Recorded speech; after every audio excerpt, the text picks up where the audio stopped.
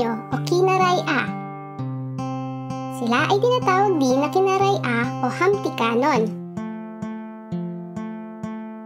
Sila ay nakatira sa lalawigan ng Antique.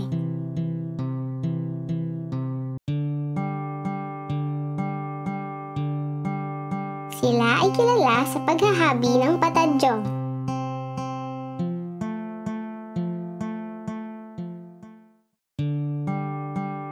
Kapisnon. Kilala din sila sa tawag na Kapisenyo.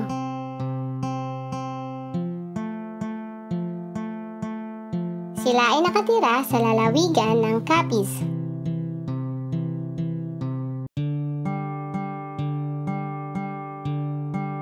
Ang hanap buhay nila ay pangingisda at paggawa ng mga produktong yari sa kabibing Capiz.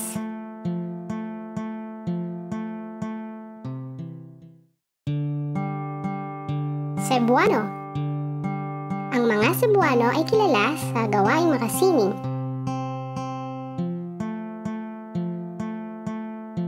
Nakatira sila sa Cebu at sa mga sumusunod na lalawigan: Cebu, Bohol, Negros Oriental, Siquijor, Timog Leyte. Mahilig silang kumanta at kilala sa paggawa ng mga gitara.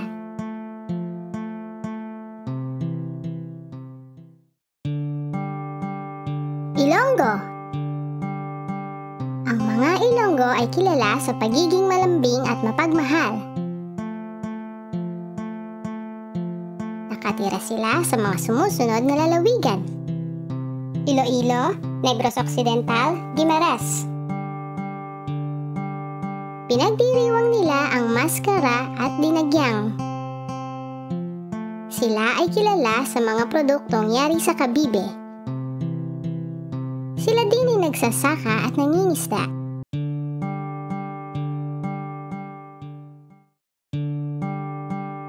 Waray.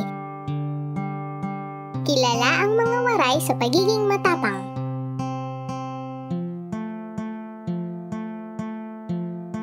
Sila ay matatagpuan sa Samar.